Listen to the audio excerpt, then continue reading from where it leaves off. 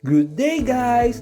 Last week, nang pumunta kami ng Tuburan, Cebu para mag-support sa event ni SMB na Unity Ride na doon mismo ginanap sa Tuburan 360, Cebu. At after ng event, nag-decide kami mag-side trip sa Marmol Cliff. Tara, samahan niyo kami sa aming adventure patungong Marmol Cliff. Ito yung madadaanan mo patungo sa destinasyon naming Marmol Cliff. Tignan mo naman kung gaano kaganda. Puno ng mga coconut trees yung daan at parang nasa Siargao ka lang. At dito na magsisimula yung exciting part kasi dadaan tayo sa river patungo sa ating destinasyon. At dahil maganda yung panahon at walang ulan, so yung river hindi ganun kataasan. So most likely, kaya ito ng aming motor. So, ito lang naman yung madadaanan mo. Hindi siya masyadong kataasan pero mag-cross ka ng river. At dahil adventure yung hanap namin, so sige, attack kami sa aming destinasyon.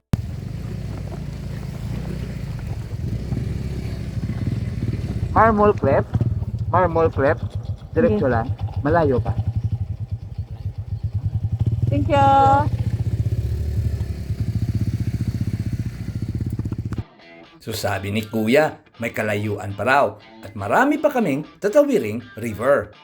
At dahil gusto rin namin sulitin yung papunta namin dito sa Tuburan, that's why hindi ito naging hadlang sa aming destinasyon.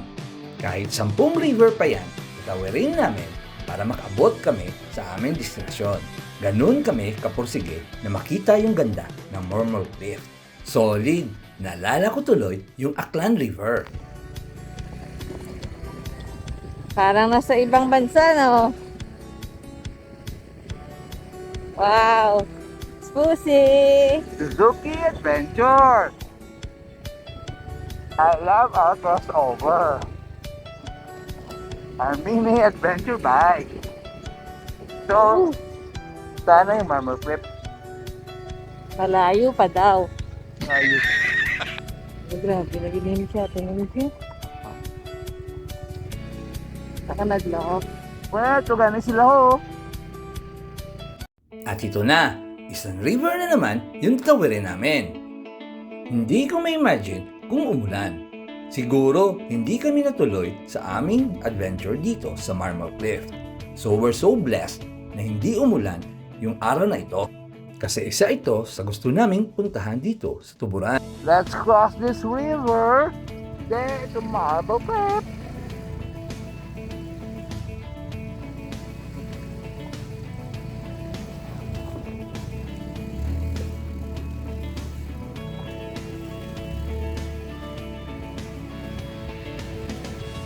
That's why may baon akong medyas.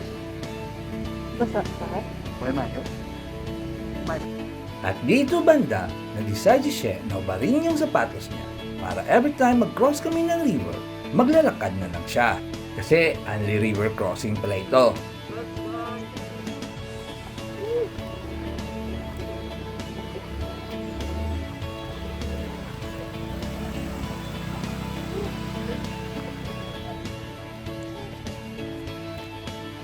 Dito para gusto ko nang bumalik. Pero sabi ko, nandito na tayo, sulitin na natin yung ating pagpasyal.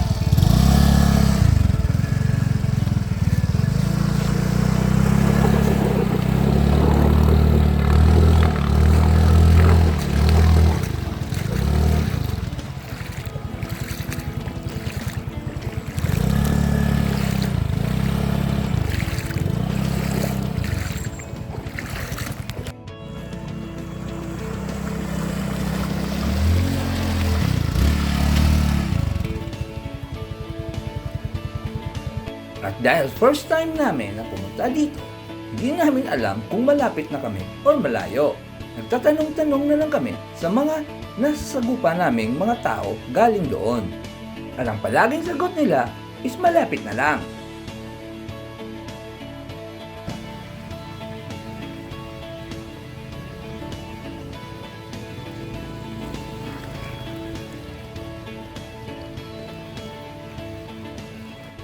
Ang palaging tanong ko sa aking isipan Islas na river na ba ito or meron pa?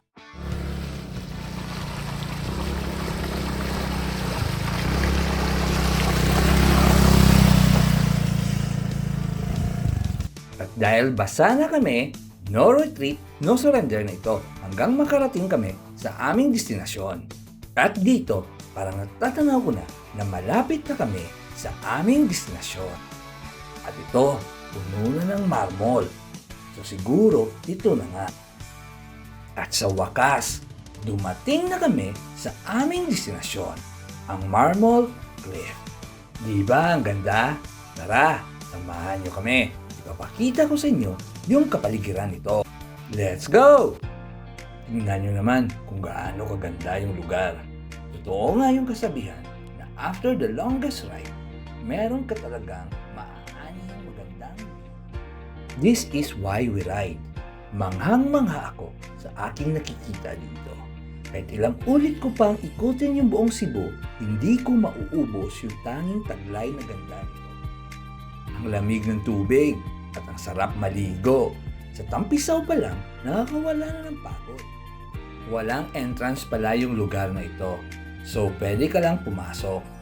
At dito, meron silang balsa na pwede kang sumakay hanggang doon sa dulo.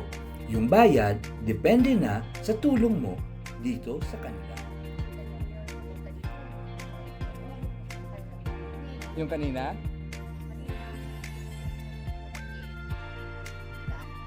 Okay. Doon kami galing. Oo, kasi may event.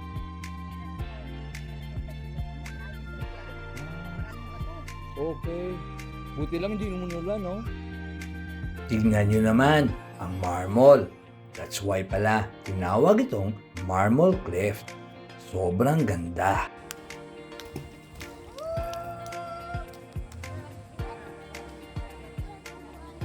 Grabe, ang ganda.